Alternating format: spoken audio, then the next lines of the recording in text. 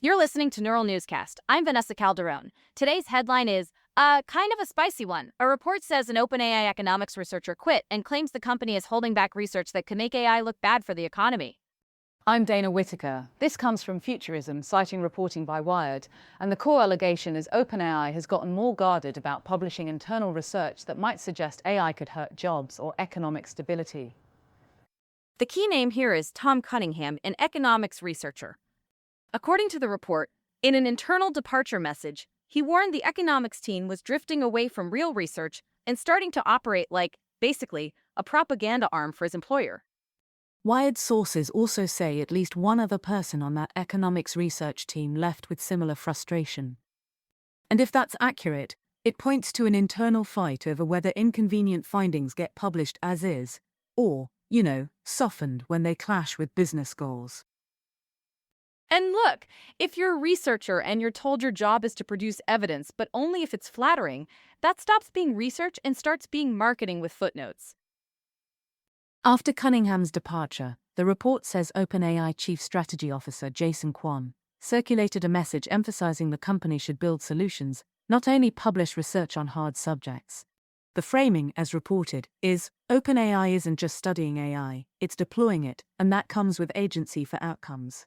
That sounds responsible on the surface, but it raises a big question. If the hard subject is, say, AI disrupting jobs, is the solution to fix it or to stop talking about it until you can spin it as fixed? And this tension sits inside a bigger shift. OpenAI started with an image of open research and broad public benefit.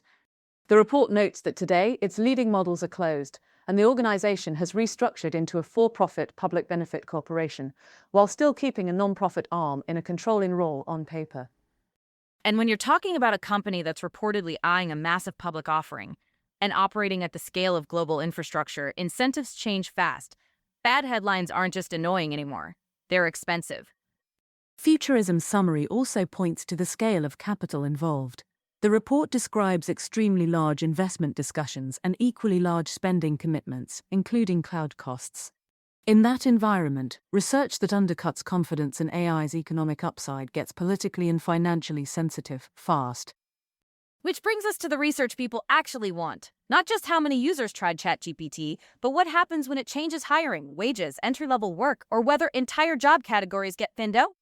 The report mentions a September publication overseen by OpenAI's economics lead, Arun Chatterjee, highlighting global ChatGPT usage and framing it as evidence of productivity and economic value. And an economist who previously worked with OpenAI reportedly told Wired the organization was increasingly publishing work that glorifies its technology. Translation: the glossy success metrics get daylight and the awkward parts might just stay in a drawer. And it also fits a broader pattern of high-profile departures and critiques. Futurism references former staff who've raised concerns about safety priorities, research freedom, and the risks of deploying systems faster than governance and safeguards can keep up. It's that recurring modern tech theme: move fast, ship shinier, and if the evidence is inconvenient, hope the timeline outruns the questions. To be clear, we can't independently verify the internal messages described in the reporting. But the allegations raise a real public interest issue, when a company building widely used AI systems is also funding and publishing research about those systems. Editorial independence is hard to guarantee without strong governance and transparency norms. So, what should you watch for next? If you see more reports about AI in the economy, ask a simple set of questions. Who paid for the study? What did they choose to measure? And what did they choose not to publish? And watch whether independent researchers get access to meaningful data, whether findings are reproducible, and whether uncomfortable conclusions get treated as inputs for policy and product decisions, rather than liabilities to manage. If you want more updates like this, follow and share the show. Neural Newscast is AI-assisted, human-reviewed. View our AI transparency policy at neuralnewscast.com.